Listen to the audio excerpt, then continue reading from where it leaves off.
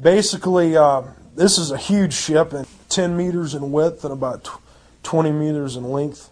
I'm just not sure. That's just an estimate from what I remember. But it was huge. I mean, it was big, man. And it was shaped like almost like between an egg and like a teardrop almost.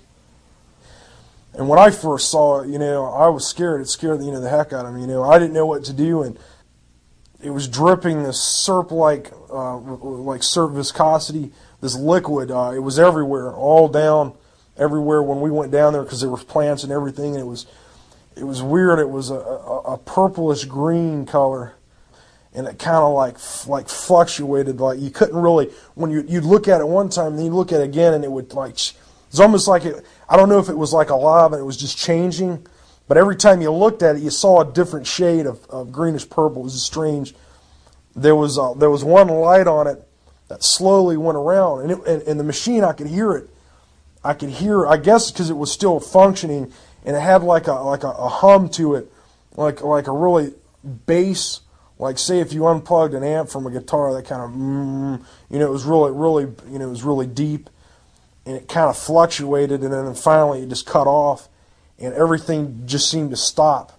When I was looking at the craft, it was buried, so I could see the back of it, and there were these large vents.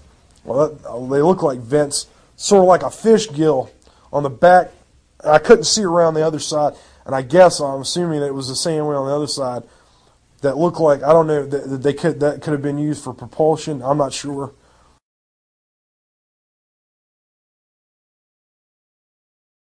In Stinger School, they teach you about all different kinds of aircraft and stuff like that. And I knew a lot of aircraft anyway because I like reading about aircraft and data and that stuff. And well, essentially, when I saw it, I'm like, man, this is nothing that I know of.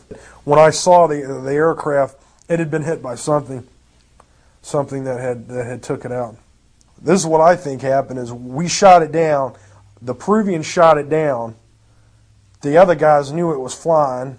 I knew that these aircraft were flying because I had been in the command center there at the radar installation, and I heard a couple women there in the Air Force talking about aircraft flying in and out of the atmosphere at Mach 10 plus. And that was happening. This is happening all the time. There's like 3 or 4 incidents where I was duty there that the same Air Force officer came in there to get books.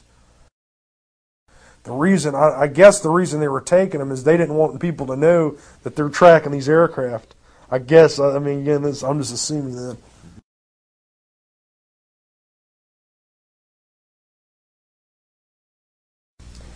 And this particular morning when I went into the command post, I was met by the head of the command post, and he said that it's been a very exciting evening, that we've had UFOs in the, over the McGuire all night, and that one had apparently landed or possibly crashed at Fort Dix, and that when a military policeman came upon the alien, that he had pulled out a gun and shot them. And I said, a foreigner, an alien? I was a little bit confused by him saying alien. He says, no, an alien from outer space. He was very specific about the fact that an alien from outer space had been shot at Fort Dix, and that it had run away after being wounded and headed for McGuire. Now, McGuire and Fort Dix just have a fence between them, and this alien supposedly climbed the fence or went under it or whatever and got to McGuire and died out on the end of the runway.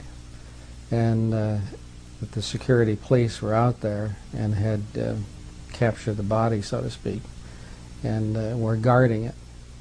And he said that a C-141 from Wright-Patterson was coming in to pick up the plane. So I was like, my gosh, what's going on here? And he says, we want you to brief this at the, stand-up general briefing this morning and explain what happened to everybody. And I was like, do you want me to tell General Tom Sadler and everybody in the command post that, we captured an alien?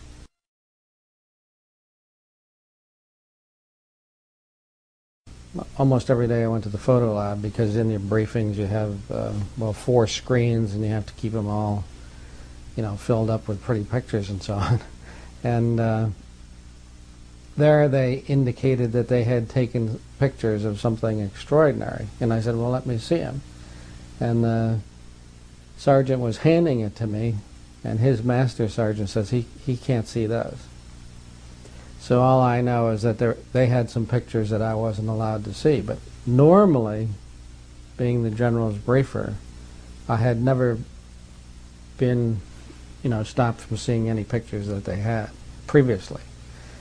Now, one interesting thing is many of the key personnel on the base at that time who had a connection to this, with this, were quickly transferred from the wing commander on down.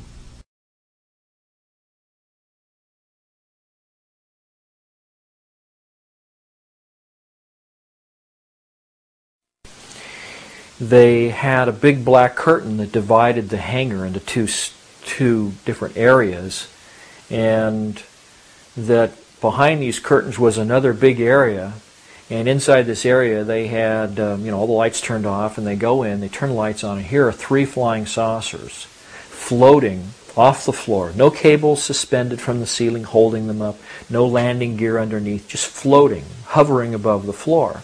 And they had little exhibits. They had a TV, a little videotape running showing the smallest of the 3 vehicles sitting out in the desert, presumably over a dry lake bed at some place like Area 51.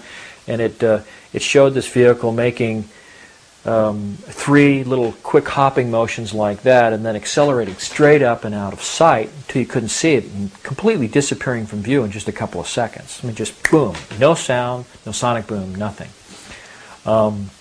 They had a cutaway illustration, pretty much like the one I'll show you in a little bit, that showed what the internal components of this vehicle were, and they had some of the panels taken off so you could actually look in and see oxygen tanks and a little robotic arm that could extend out from the side of the vehicle for collecting samples and things. So obviously, this is a vehicle that not only is capable of flying around through the atmosphere, but it's also capable of going out to space and collecting samples.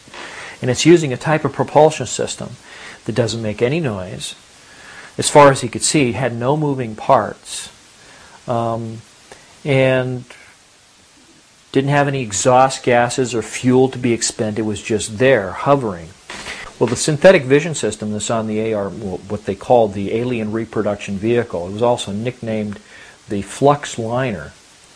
This anti-gravity propulsion system, this flying saucer, one of 3 that were in this hangar at Norton Air Force Base. This synthetic vision system uses the same kind of technology as the gun slaving system that they have in the Apache helicopter, except in this case you have 2 cameras, and it picks any pair of the cameras in that pattern of 6 that are around the circumference, including the one on the top. Whichever pair most closely matches the orientation of the pilot's head. This shows the cutaway. You can see the 4 ejection seats. Actually, there are 2 facing us, but there are also 2 that are sort of facing away from us on the other side of that central column. You can see the oxygen tanks down here in the corner that actually go all the way around the inside of the skirt. There's also another set of oxygen tanks that are inside the crew compartment sphere. Brad said a couple things about this system. Now, I should also describe, he said there were 3 vehicles. The first one, the smallest one, the one was partially taken apart, the one that was shown in the video that was running in this hangar, November 12, 1988 at Norton Air Force Base, was about 24 feet in diameter at its widest part, right at the base of that flange. The next biggest one was 60 feet in diameter at the base. Oh, by the way, and the largest of 3 vehicles was about 120 to 130 feet in diameter. I mean, that's massive when you think about it. It's just huge. Brad said that in this exhibit at Norton Air Force Base that a 3-star general said that these vehicles were capable of doing light speed or